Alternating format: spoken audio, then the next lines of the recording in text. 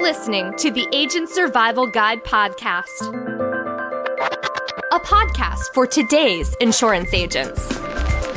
Informing, educating, empowering, improving the way you do business in an industry that's anything but static.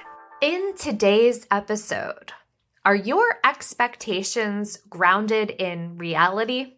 Sometimes we have a tendency to set a goal and we equate that with an expectation that is not based on much other than vibes.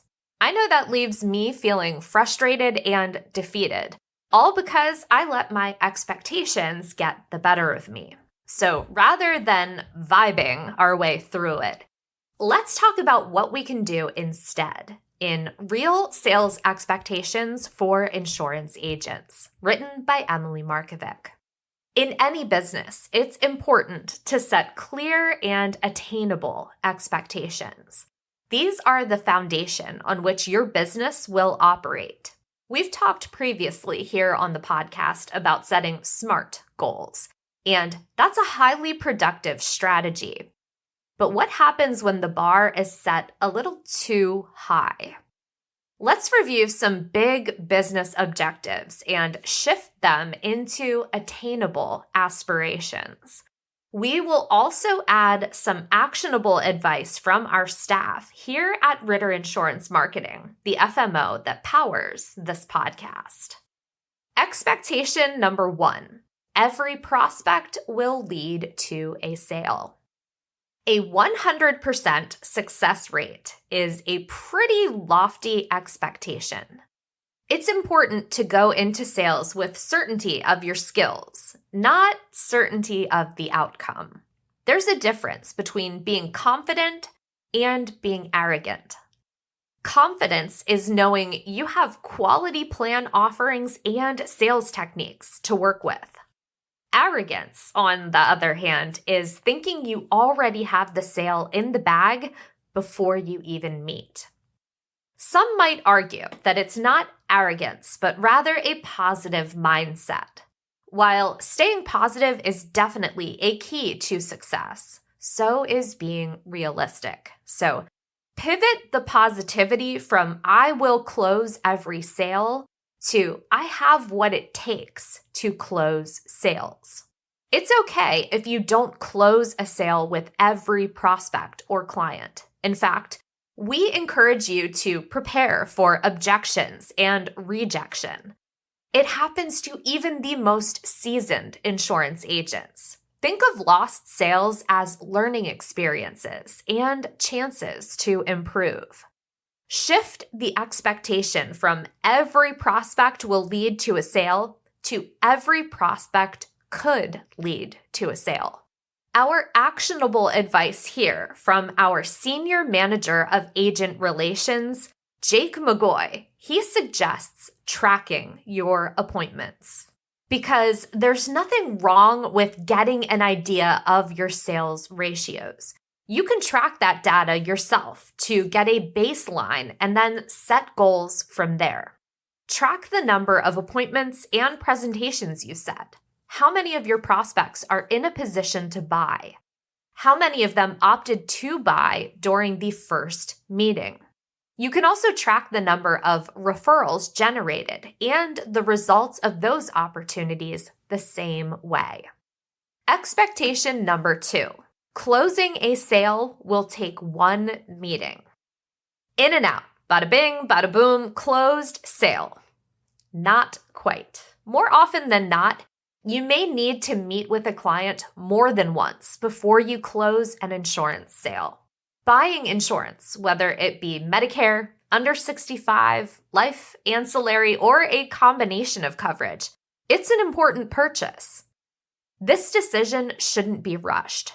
If a client wants to tap the brakes, you need to oblige. They may want to see a few more plan options, get a little more clarification on the benefits offered, or reevaluate their budget. Whatever it may be, it's important for you to support them and stay patient. Good things take time, and a good sale might take more than one go. Yes, you'll probably have clients who know exactly what coverage they want. You can offer it and submit an enrollment application. But to think every sale will be that way is troublesome. Good things take time, and a good sale might take more than one go. The expectation shift here, instead of closing a sale will take one meeting, closing a sale might take more than one meeting. Our actionable advice on this one comes from Damon Logan, our senior sales specialist here at Ritter. Focus on the relationship, not the transaction. If closing the sale in one meeting is the focus, that's transactional. You don't want your client to feel like the sale is the only thing that matters. But if you shift your focus to the relationship, then your meeting becomes about serving your client. That service and focus on the relationship is what's going to keep a client coming back and potentially referring you to their family and friends. Instead of closing the deal, earn your client's trust. Expectation number 3, I'll make every client happy. To put this bluntly, you might not please every client. Does this mean that you're a bad agent? Not in our book.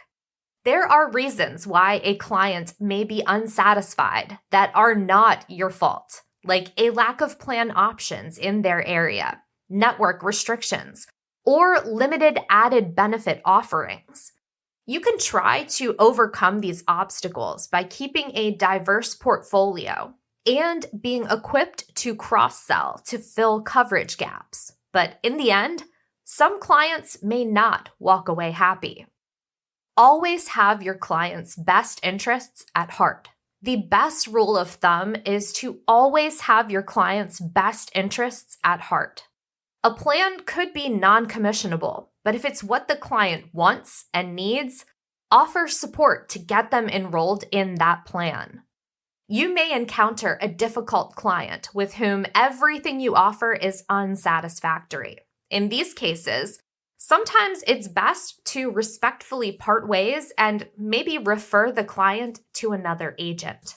You probably heard this saying a lot when you were young. Just do your best. That still rings true with insurance sales. Shift from the expectation that I'll make every client happy to I'll do my best to make every client happy. The advice on this one comes from Dawn Myers, VP of Marketing and Sales for the DVBS division of Ritter Insurance Marketing. If you want to try to make your clients happy, be a resource for them. Be accessible. Make sure they have your number. You want to be the one to handle their issues or complaints in a timely manner. When it's time for plan reviews, review their plans with them. Let them know if changes are coming and help them work through those changes. Be a resource for your community too. Know what's going on around you so you can be known as a diligent, helpful agent. And for those agents just starting out, it's much easier to practice this when you're new and your book is small, and then scale that level of service as you grow. Healthy expectations can make or break your business performance and outlook on your progress. When your mind is set on how you think something will go, ask yourself, is this realistic? And then ask, is this expectation setting me up to succeed or fail? If your answers aren't favorable, a shift in thinking, like we did here in this episode, could do the trick. We will have more information on next steps in the episode notes. So if you heard something that struck a chord as we were going over these examples, check out the notes and reach out to the team here at Ritter Insurance Marketing. We would love to help talk through your expectations and help keep you and your business moving forward. Realistically, of course. Thanks so much for taking the time to listen to this episode of our Agent Survival Guide podcast. The Agent Survival Guide podcast is a production of Ritter Insurance Marketing, an integrity company. This episode was written by Emily Markovic, script proofing by Emily Ryan, recording and production by me, Sarah Ruppel, podcast design by Urban Rivera. Like what you heard in this episode? Follow along with our show. It really helps the pod.